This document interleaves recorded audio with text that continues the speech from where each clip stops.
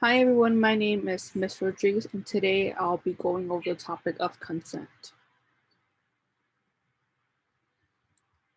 To get started with the topic of consent, we added a video that helps explain it. It's not that long. If you're still struggling with consent, just imagine instead of initiating sex, you're making them a cup of tea.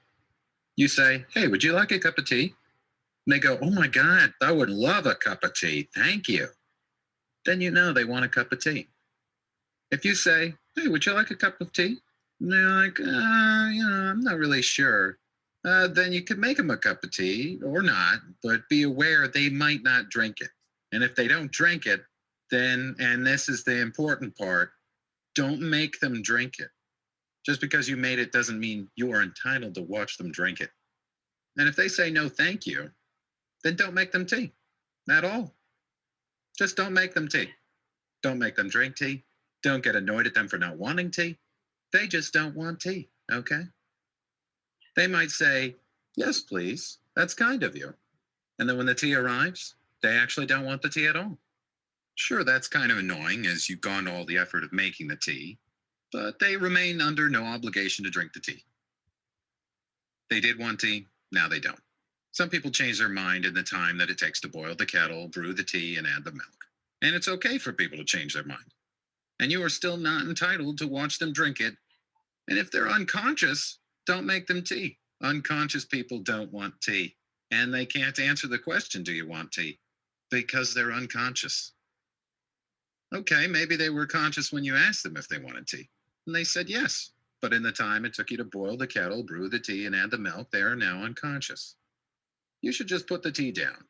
Make sure the unconscious person is safe. And this is the important part again. Don't make them drink the tea. They said yes then, sure, but unconscious people don't want tea. If someone said yes to tea, started drinking it, and then passed out before they'd finished it, don't keep on pouring it down their throat.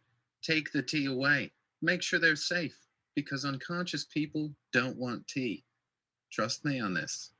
If someone said yes to tea around your house last Saturday, that doesn't mean they want you to make them tea all the time. They don't want you to come around to their place unexpectedly and make them tea and force them to drink it, going, "But you wanted tea last week." Or to wake up to find you pouring tea down their throat, going, "But you wanted tea last night."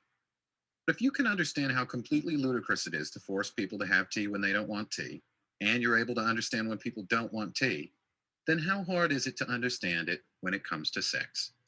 Whether it's tea or sex, consent is everything. And on that note, I'm going to go make myself a cup of tea. Okay, let's continue. What is consent?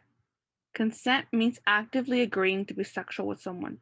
Consent lets someone know when sex is wanted. Before being sexual with anyone, you need to know if they want to be sexual with you too.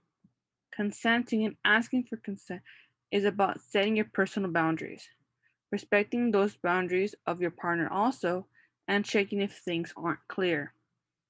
Both people must agree to sex every single time for it to be consensual. Without consent, sexual activity, including oral sex, genital touching, and vaginal and anal penetration, is considered sexual assault or rape. Consent is as easy as fries. Remember, when you think of consent, think of fries. Let's break down the first three letters of this acronym. Freely given. Consent must always come from you and your own free will. No one can force you to consent to something you are uncomfortable with. Ultimately, consent is a choice you make without pressure, manipulation, or under the influence of drugs or alcohol. Reversible. Consent can be reversed or withdrawn at any time.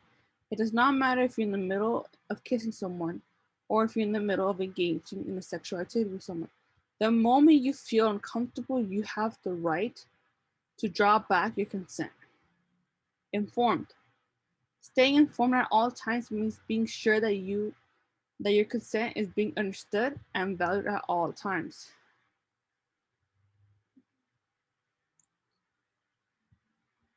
Enthusiastic.